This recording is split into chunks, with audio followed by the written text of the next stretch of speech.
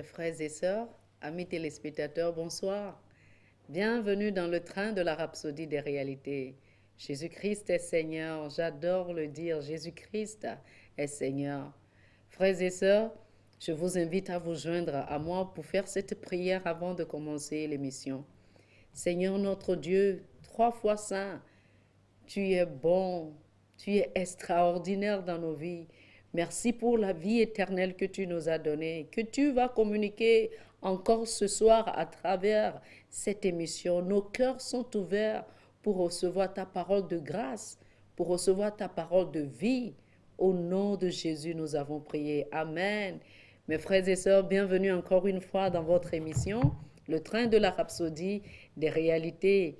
Nous allons commencer cette émission, mais avant cela, je voudrais vous dire que cette émission va couvrir la semaine de la rhapsodie des réalités du 11 au 17 juin, du 11 au 17 juin. Sans plus tarder, je vous invite à prendre votre rhapsodie des réalités et ouvrez à la date du 11 juin. Le 11 juin, le thème de la rhapsodie des réalités était le royaume des cieux. Alléluia, le royaume des cieux. L'écriture de ce jour était Matthieu, le chapitre 3, le verset 2, qui nous dit, il disait, répentez-vous, car le royaume des cieux est proche. Alléluia. Le pasteur Christ nous dit que Matthieu, dans le verset ci-dessus, a utilisé le terme le royaume des cieux quand il se référait au passage que Jean-Baptiste est venu prêcher. Mais quand vous lisez le récit de Marc, Marc utilise le terme le royaume de Dieu. Dans Marc chapitre 1, le verset 15, il disait, le temps est accompli et le royaume de Dieu est proche. Repentez-vous et croyez à la bonne nouvelle. Le pasteur Christ dit, vous pourriez demander, y a-t-il une différence entre les deux, royaume des cieux et royaume de Dieu? Bien qu'elles soient utilisées de façon interchangeable, les deux expressions sont clairement différentes. Le royaume des cieux est cette partie du royaume de Dieu établie sur la terre et dirigée par Jésus. En fait, le rendu grec est ceci, royaume des cieux, ce qui signifie un royaume venant du ciel. Le royaume de Dieu se réfère au règne de Dieu, à la domination de Dieu, au domaine de Dieu. Le royaume de Dieu est universel. Cela va au-delà de simples territoires. Il s'étend jusqu'à prendre en compte votre cœur. C'est la raison pour laquelle le royaume de Dieu peut être établi dans votre cœur. Jésus a dit dans Luc, le chapitre 17, le verset 21, que le royaume de Dieu est en vous. Alléluia. Et le pasteur Christ nous dit, en réalité, le royaume des cieux concerne l'œuvre de Jésus-Christ sur la terre. C'est en fait l'extension du royaume de Dieu sur la terre, royaume dirigé par Jésus-Christ. Le royaume des cieux est l'Église dont nous faisons partie. Alléluia, alléluia. Chers frères et sœurs, le samedi, le 12 juin, le thème de la rhapsodie des réalités était « N'existez pas uniquement de nom ». N'existez pas uniquement de nom. L'écriture de ce jour était Apocalypse, le chapitre 3, le verset 1, qui dit ceci. Écrit à l'ange de l'église de Sardes. Voici ce que dit celui qui a les 7 esprits de Dieu et les 7 étoiles. Je connais tes œuvres. Je sais que tu passes pour être vivant et que tu es mort. Quelle écriture! Le pasteur Christ nous dit, à propos de l'église de Sardes, Jésus a dit, tu passes pour être vivant et que tu es mort. L'Église n'existait que de nom, mais elle était morte. C'est comme vivre dans l'histoire. La mort mentionnée ici n'est pas une mort totale. C'est un état où, malgré qu'il y ait encore des travaux et des activités en cours, il y a tellement d'apathie et l'absence de l'esprit. Exister uniquement de nom, ce n'est pas une bonne chose, nous dit le pasteur. Certaines nations et églises elles sont comme cela. Elles portent le nom d'une église vivante ou sont reconnues dans le comité des nations. Cependant, elles sont mortes. Cela peut être également le cas d'un individu ou celui des églises et des nations sont constitués, car l'église et les nations, nous dit le pasteur, sont constituées d'individus. Un leader de chorale, par exemple, pourrait chanter et les gens vont penser qu'il est vivant. Mais il sait lui-même qu'il a du mal à prier. Il ne jeûne pas, il ne lit plus la Bible. Dieu veut que tous ceux qui sont dans cette position se repentent. L'instruction du Maître pour de telles personnes est d'être vigilant et d'affermir les choses qui sont sur le point de mourir. Et le pasteur dit, cela donne à réfléchir. Pour ce leader de chorale, nous dit-il, c'est peut-être la capacité de chanter, qui est sur le point de mourir. Et il ou elle ne le sait pas. Alors, nous dit-il, attisez les braises de votre désir pour le Seigneur et les choses de l'esprit. Soyez toujours fervents et embrasés pour lui. Priez souvent, gagnez des âmes, étudiez et méditez la parole. Soyez vigilants et affermissez ces choses. Soyez fervents en esprit, servant le Seigneur. Oh, alléluia. Le dimanche, le 13 juin, le thème de la rhapsodie des réalités était prier pour tous les hommes. L'écriture est 1 Chroniques, chapitre 21, le verset 1 qui dit « Satan se leva contre Israël et excita David à faire le dénombrement d'Israël. » La Bible montre comment les mauvais esprits poussent les hommes à faire le mal, nous dit le pasteur Chris. Un de ces exemples est ce que nous lisons à propos de David dans notre verset principal. Imaginez que David, un roi juste, ait été poussé par Satan à dénombrer Israël contre la volonté de Dieu. En conséquence, Dieu a pris des mesures contre Israël. Il y a un autre incident qui nous est rapporté dans les évangiles.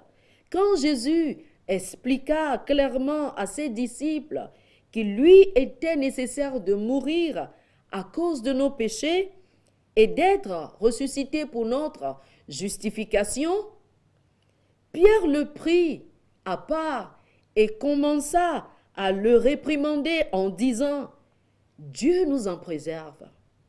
Seigneur, cela ne doit jamais t'arriver, tu ne mourras pas. » Vous lisez ceci dans Matthieu, le chapitre 16, le verset 22. Jésus, aussitôt, identifia que c'était Satan qui parlait à travers Pierre. Et il a dit, dans Matthieu, le chapitre 16, le verset 23, Jésus se retourna, dit à Pierre, « Arrière de moi, Satan, tu mets en scandale, car tes pensées ne sont pas les pensées de Dieu, mais celles des hommes. » De même, nous dit le pasteur, des hommes bons pourraient être poussés par Satan à faire ou à dire de mauvaises choses. C'est pourquoi Dieu veut que vous connaissiez la vérité. que vous connaissiez sa parole. Lorsque vous connaissez la vérité, vous pouvez marcher à sa lumière. Vous saurez comment prier et comment mettre un terme aux œuvres et à l'influence de Satan autour de vous. Et il nous dit, apprenez à prier pour toutes les nations des hommes, les dirigeants et toutes les personnes en autorité, en position d'autorité, comme nous le dit 1 Timothée chapitre 2, les versets 1 et 2. Le pasteur dit, déclarez avec audace par l'Esprit que la volonté, les plans et les desseins de Dieu sont établis en vous, autour de vous et dans le cœur des dirigeants de votre communauté, de votre ville, de votre village, de votre nation, dans la société, l'entreprise dans laquelle vous travaillez.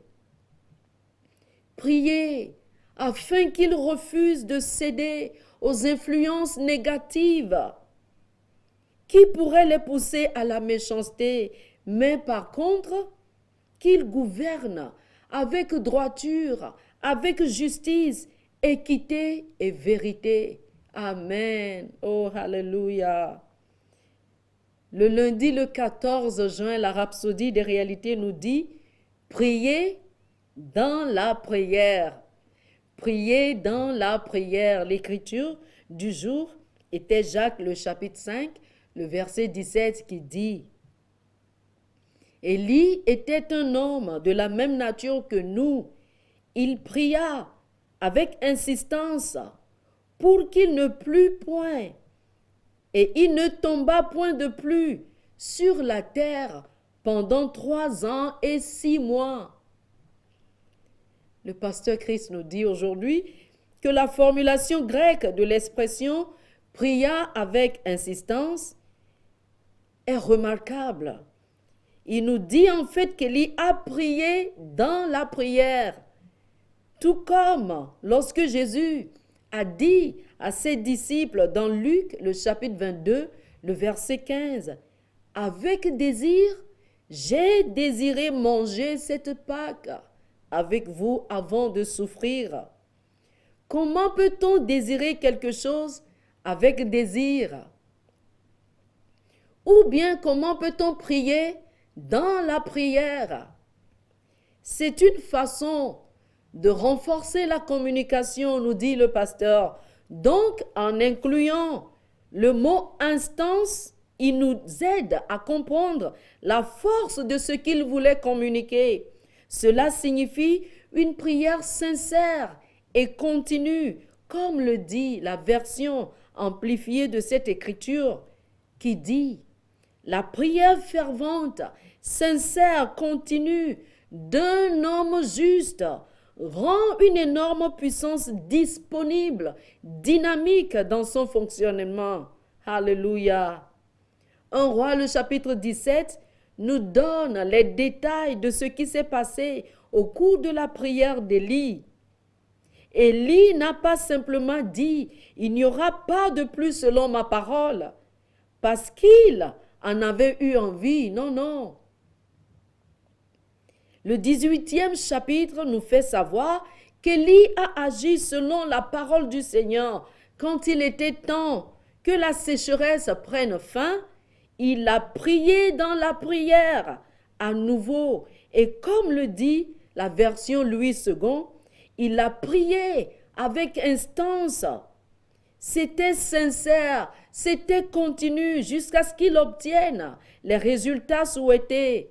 Alléluia. De la même manière qu'Élie a été efficace dans la prière, vous pouvez également faire confiance au même Dieu vivant et prier dans la prière lorsque vous désirez un changement.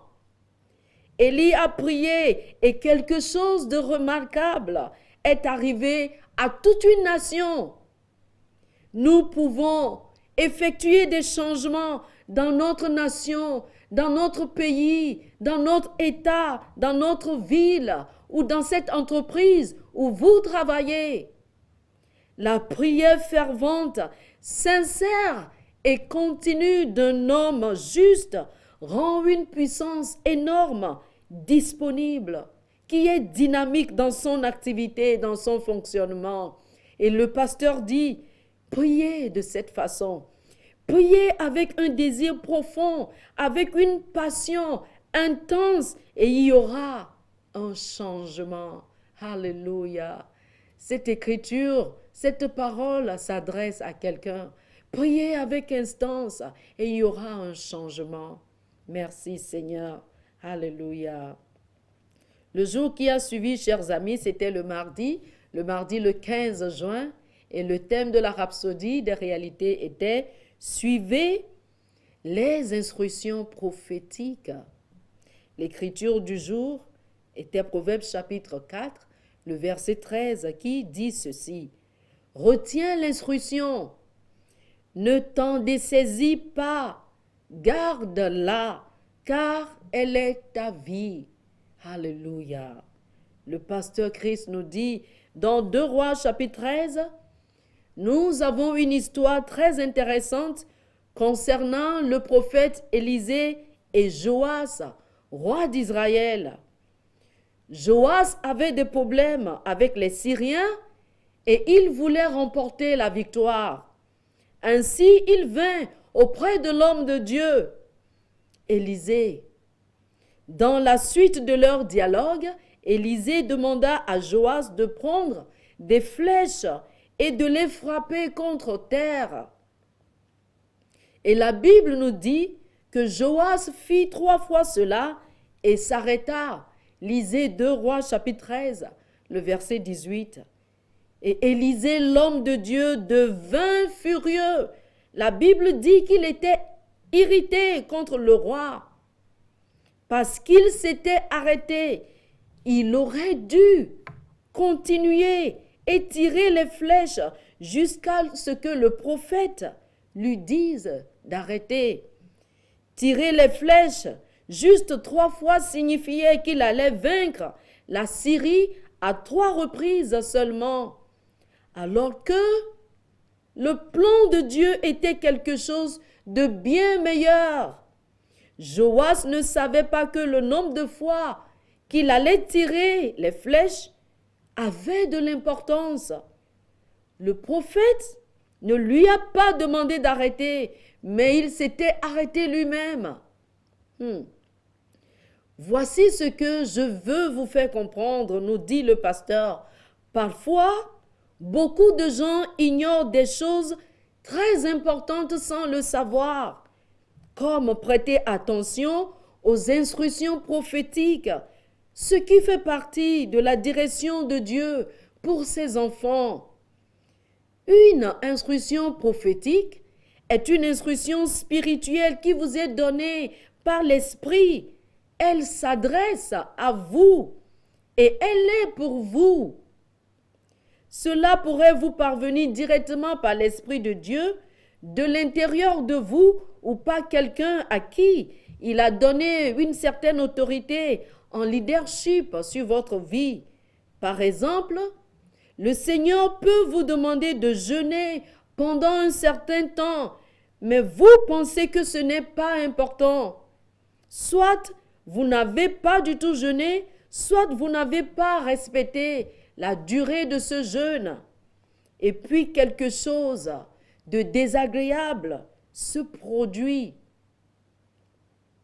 Vous pourriez ne pas réaliser que c'est lié à l'instruction que vous n'avez pas suivie. De telles choses comptent, nous dit le pasteur. Elles sont importantes, alors ne les prenez pas à la légère. Cela pourrait être une instruction spirituelle de votre pasteur pour vous ou pour la congrégation dont vous êtes membre. Toutes ces choses sont importantes. Et il conclut avec cette phrase. Lorsque Dieu vous donne une instruction ou une direction prophétique, il est de votre intérêt de la suivre. Votre destinée entière ou votre prochain niveau de succès, de promotion et de grandeur pourrait en dépendre. Merci Seigneur. Merci. Hier, le mercredi 16 juin, le thème de la rhapsodie des réalités était « Régner par Christ ». L'écriture du jour était Romains, le chapitre 5, le verset 17 qui dit ceci. Si par l'offense d'un seul, la mort a régné par lui seul, à plus forte raison, ceux qui reçoivent l'abondance de la grâce et du don de la justice régneront-ils dans la vie par Jésus-Christ, lui seul. Amen, amen.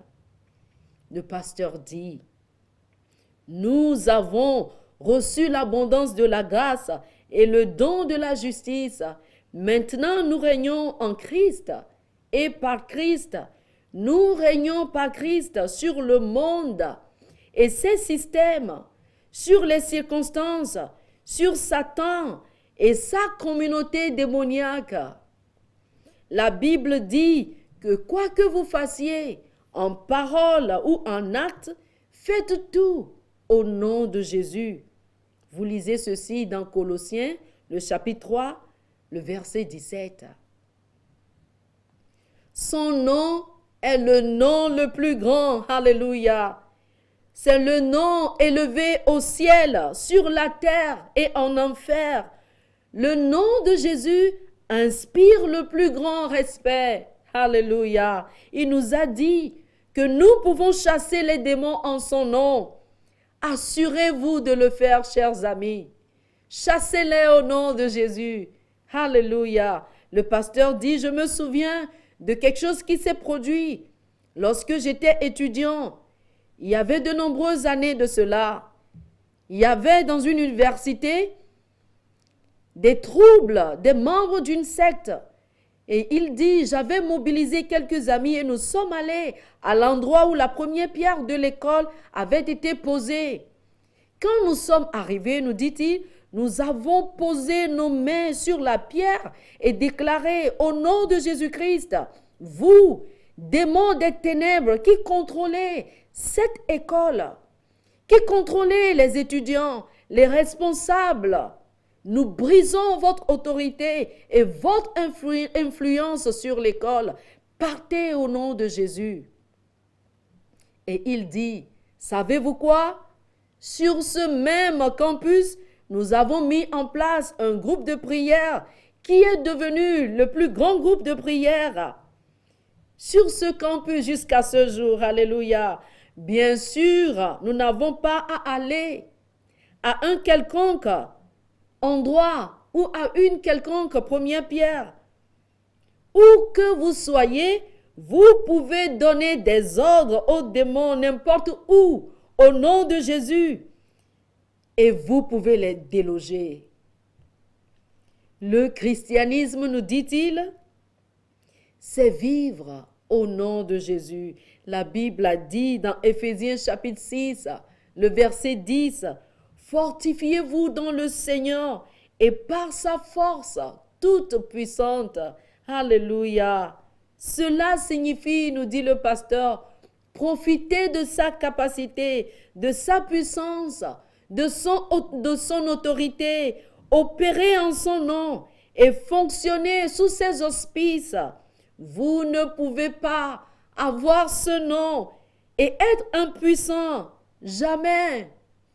Utilisez-le aujourd'hui et tout le temps et vivez victorieusement tous les jours. Alléluia, gloire au Seigneur Jésus. Aujourd'hui, le jeudi le 17 juin, le thème de la rhapsodie des réalités est une vie équilibrée. Une vie équilibrée. Alléluia. L'écriture du jour est Colossiens, le chapitre 1, le verset 10 qui nous dit « Pour marcher d'une manière digne du Seigneur et lui être entièrement agréable, portant des fruits en toutes sortes de bonnes œuvres et croissant par la connaissance de Dieu. Amen. » Le Saint-Esprit a inspiré Paul à faire cette prière pour l'Église, nous faisant comprendre la volonté de Dieu pour nos vies. Le pasteur Christ nous dit, Dieu veut que votre vie soit fructueuse en toutes sortes de bonnes œuvres, avec cette vie fructueuse, il veut que vous croissiez dans votre épignosis. Épignosis veut dire la connaissance totale, entière, exacte et expérimentale de lui. Quelle vie équilibrée quand nous avons cette connaissance totale, parfaite de Dieu. Pour certaines personnes, nous dit-il, lorsqu'elles deviennent très fructueuses dans leur travail, affaires ou carrière, elles n'ont plus de temps pour Dieu. Elles étudient la Bible ou participent difficilement aux réunions ou aux activités de l'Église. Plus elles font du progrès dans leur travail, moins elles sont dévouées aux choses spirituelles. Quelque chose ne va pas, nous dit le pasteur. La vie du chrétien, nous dit-il, est une vie de gloire sans cesse croissante, avec un succès total, ce qui veut dire, vous progressez bien dans votre travail, votre famille se porte bien, vos enfants grandissent dans la foi et dans la justice, et en même temps, vous croissez dans la connaissance de Dieu. Alléluia. Le pasteur dit, oh, combien importante est la connaissance de Dieu. La Bible nous dit dans 2 Pierre, le chapitre 1, le verset 2, que la grâce et la paix vous soient multipliées par la connaissance de Dieu et de Jésus-Christ, notre Seigneur. Voulez-vous plus de grâce dans votre vie et une multiplication de la paix pour vous? Adonnez-vous à la connaissance de Dieu et de Jésus-Christ. Alléluia. Et le pasteur nous dit, en terminant ce numéro, Dieu veut que votre vie soit équilibrée et que vous manifestiez son désir dans votre vie en marchant dans la connaissance de sa parole. Alléluia. Chers frères et sœurs, faisons cette prière ensemble, s'il vous plaît. Cher Père, plein d'affection, merci de m'avoir donné une vie parfaite et équilibrée. Par ton esprit qui demeure en moi, je suis productif en toutes sortes de bonnes œuvres, croissant dans la connaissance de ta parole, comme je le suis, comme je te suis, agréable en toutes choses, accomplissant ton dessein pour ma vie, au nom de Jésus. Amen. Chers frères et sœurs, faites également cette prière avec moi. Si vous n'êtes pas encore né de nouveau, vous n'avez pas reçu Jésus-Christ, dites ceci. Ô Dieu, je crois en Jésus. Je crois qu'il est venu sur la terre. Je crois qu'il est mort et qu'il est ressuscité pour moi. Aujourd'hui, je le proclame. Je confesse qu'il est le Seigneur et le Maître de ma vie. Aujourd'hui, je déclare que j'appartiens à Dieu. Je suis devenue une nouvelle créature à partir de ce jour. Oh, merci, oh Dieu, car tu m'as écouté et exaucé. Amen. Alléluia. Vous venez de faire la prière de salut. Si vous avez fait cette prière avec moi, vous êtes devenu un enfant de Dieu. Appelez-nous, nous avons un cadeau spécial pour vous de la part du pasteur Chris, un livre intitulé « Maintenant que vous êtes né de nouveau ». Et si vous voulez une copie de la Rhapsodie des réalités, appelez-nous également, nous nous ferons le plaisir de vous l'envoyer. Que le Seigneur vous bénisse, qu'il vous garde toute cette nuit. Au nom de Jésus. Amen.